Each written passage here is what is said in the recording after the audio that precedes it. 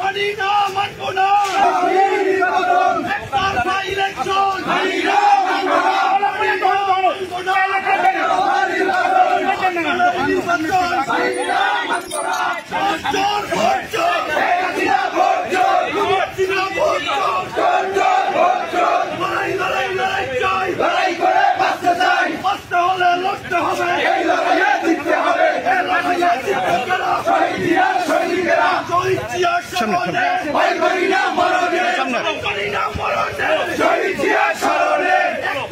Election মানি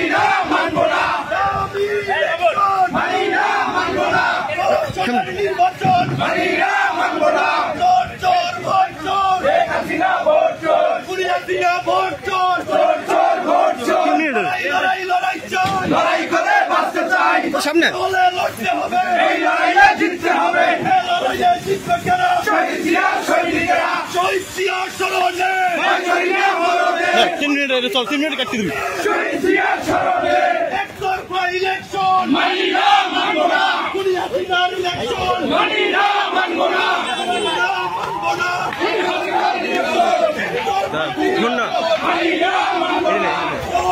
নির্বাচন মানি না, মানব না। ইলেকশন মানি না, মানব না।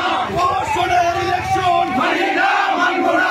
চোর চোর ভোট চোর, শেখ হাসিনা ভোট।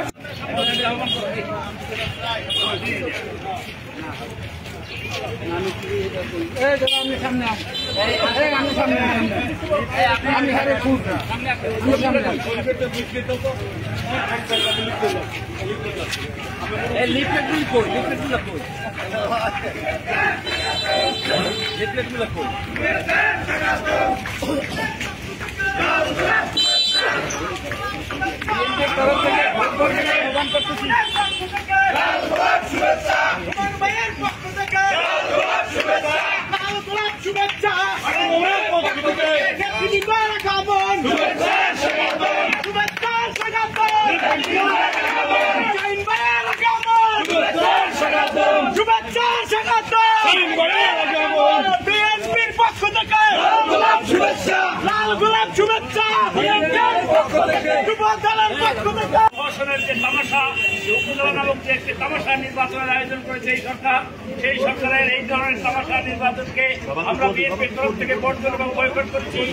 তারই ধারাবাহিকতার অংশ হিসেবে, তার প্রচারপত্র এবং প্রচার অভিযানের অংশ হিসেবে আজকে তালতলী উপজেলা বিএনপি কর্তৃক আয়োজিত আজকের এই ভোট বর্জনের পক্ষে সাধারণ জনগণের পাশে আমরা প্রচারপত্র দিলি এবং আজকের এই তার পরবর্তী এই পথসভা আমার সহযোদ্ধা সভাপতি, সংগ্রামী আহ্বায়ক, তালতলী উপজেলা বিএনপির সংগ্রামী আহ্বায়ক জনাব শহীদুল্লাহ আমাদের মাঝে উপস্থিত রয়েছেন। তালতলী উপজেলা বিএনপির সিনিয়র যুগ্ম আহ্বায়ক বৃন্দ, তালতলী উপজেলা যুবদল, ছাত্রদল, স্বেচ্ছাসেবক দল সহ সকল অঙ্গ এবং সহযোগী সংগঠনের সকল পর্যায়ের নেতৃবৃন্দ, জেলা যুব দলের বিপ্লবী সভাপতি, জেলা যুব দলের সিনিয়র যুগ্ম সাধারণ সম্পাদক, স্বেচ্ছাসেবক দলের জেলা যুগ্ম আহ্বায়ক, উপজেলা ছাত্র দলের সংগ্রামী আহ্বায়ক, জেলা ছাত্র দলের সংগ্রামী আহ্বায়ক, আপন মামুন প্রাপ্ত ছাত্রতা সহ সর্বস্তরের নেতাকর্মী আমি সকলকে অ্যাড্রেস করলাম না সময়ের ব্যাপারে। আপনারা জানেন যে সময়ের স্বল্পতার কারণে অনেক গুরুত্বপূর্ণ নেতৃবৃন্দ থাকার পরেও আমরা তাদেরকে বক্তব্য দেওয়ার সুযোগ করে দিতে পারেনি, যেহেতু একটু পরে আদান হবে না। সংগ্রামী নেতৃবৃন্দ, এখানে আমাদের বক্তব্য রাখার কিছু নেই। আমরা আগেই বলেছি যে একটি অগণতান্ত্রিক সরকারের আমলে আজকে 20টি বছর পর্যন্ত বাংলাদেশের মানুষ আজকে রাজপাত করছে। আজকে 15 থেকে 20টি বছর পর্যন্ত মানুষ আজকে ভোটাধিকার তার প্রয়োগ করতে পারছে না। আজকে আমি আমার ভোট থেকে শুরু করে আজকে দ্রব্যমূল্য থেকে শুরু করে জনজীবন থেকে শুরু করে প্রত্যেকটি জায়গায় আজকে কেউ আজকে মানুষের ভোটাধিকার নেই, আজকে কথা বলার কোন সুযোগ নেই, আজকে গণতন্ত্র নেই, আজকে আমাদের কর্ম নেই, কাজ নেই। আজকে ব্যাংকগুলোকে লুটপাট করা হয়েছে, সকল ব্যবসা বাণিজ্যকে লুটপাট করে একটি সিন্ডিকেটের মাধ্যমে আজকে এই শেখ পরিবারের নিয়ন্ত্রণে নেওয়া হয়েছে। গত পরশুদিন আমি একটি নিউজে দেখেছি বাংলাদেশ ওষুধ প্রশাসন শিল্পের একজন ডাইরেক্টর রিটায়ার্ড হয়ে গেছে, তিনি অবসরে গেছেন 2 মাস আগে। আজকে কয়েকদিন যাবত তিনি গোপনে অফিস করতেছেন। বললাম আজকে রিপোর্টে, কালবালা রিপোর্টে আজকে দেখেছি 334 কোটি টাকা আজকে লোপাট করেছে।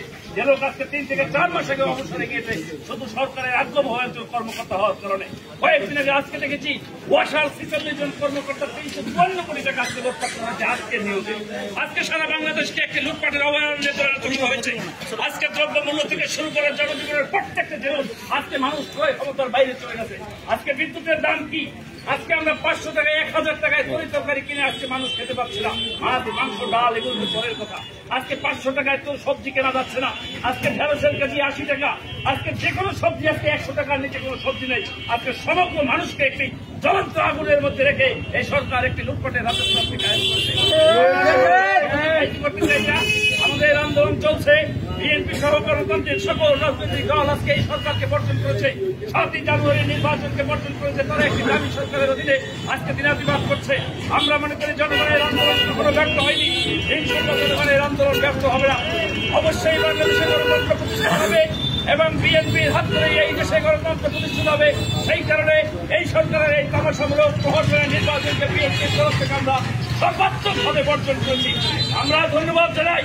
ইতিমধ্যে আমরা লক্ষ্য করি তালতলিবাসীও এই বর্জন করেছে, এই প্রহসনের নির্বাচনকে বর্জন করেছে। এখানে অনেকগুলি প্রার্থী ছিল।